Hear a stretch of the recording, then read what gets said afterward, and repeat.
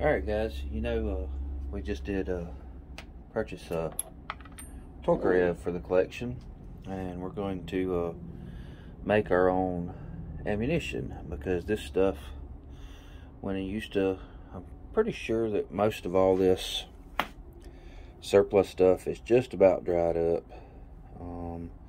This is the Berdan corrosive stuff. Here's an example of it here. I don't know if you can see inside there.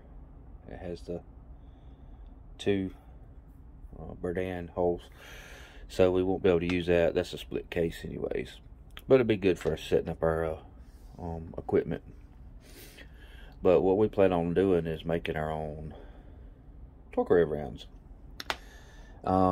And you can go online. A lot of times you can find the Starline brass. It's from what I hear, it's good brass. I've never really bought any and made any for Tokarev. I have loaded it in various other calibers, but the main thing of this is I like to be self-sufficient. If you know now, the ammo availability is hit and miss, and when it is, I think a box of these in PPU run about, I don't know, $26 to $30 a box. So really not my cup of tea. I really like to do things on the lower end, because that's the whole reason in reloading, is to save money and be able to shoot more. So what we're going to do is we're going to take 223 cases. In this case, this is a Lake City. We're going to take 223 cases, and we're going to cut them down and make it into 7.62 by 25. And this is not a new process. A lot of people do it, and they have their own various ways of doing it. But my idea is, I bought this jig off one of the Facebook forums several years back when I was doing 300 blackout stuff. And it's 300 blackout for cutting down 223 cases for 300 blackout. And this jig actually mounts directly to the top of my little mini chop saw that I bought, a little Harbor Freight mini chop saw.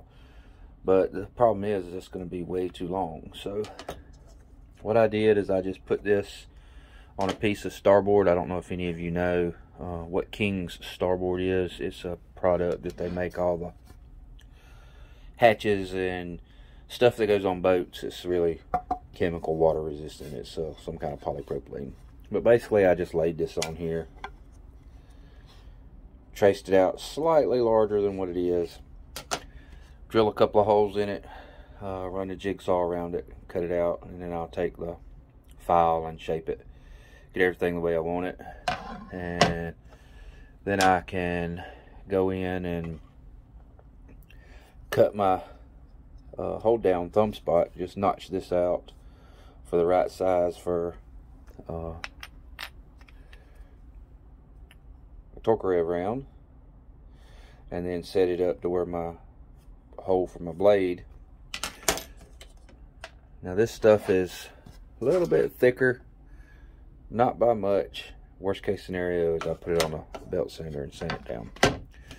But that's our plan. We're gonna make us a jig that'll get us able to, because 223 brass, what I don't load up for 223, this stuff's all over the place. You can find it all over most of the ranges, because this is what most people goes out and shoots, and surprisingly a lot of people don't pick these up. So we're going to cut them down with that. We're going to cast our own bullets. I use this one already, the Lee 311 diameter 93 grain cast bullet. Powder coat those make really nice bullets. I use them in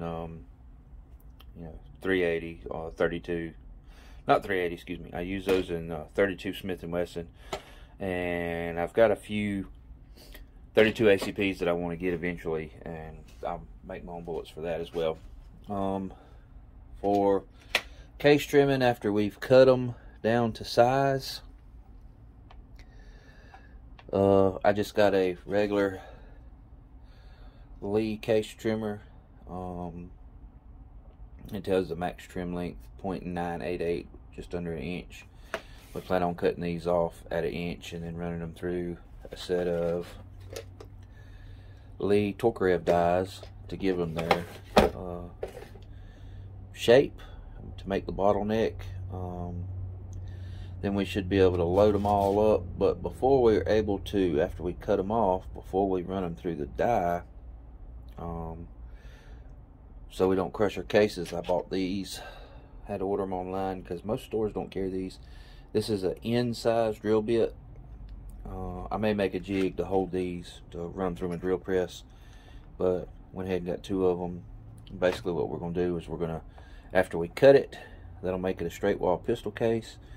Then we got to open the neck up and chamfer a little bit of this inside of this, just to allow the dies, the seating stem, to actually go through and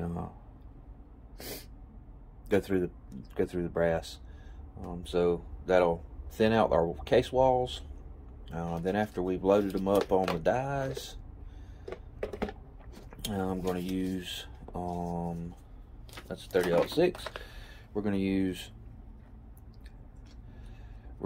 the factory crimp die, because if anybody's seen any of my videos, you know I hate to seat and crimp in the same stage, because I like to be able to get my seat depth right. And you can do it. This is 3-die set. It's made for doing this. But I always just makes it easier, especially if you're using a turret to do any kind of volume out of them. You want to separate that. But that's where we're going for it. If you're interested in this, keep a lookout, and we'll go from there. How we first thing we're going to do is make our jig to give us capability of cutting cases. All right.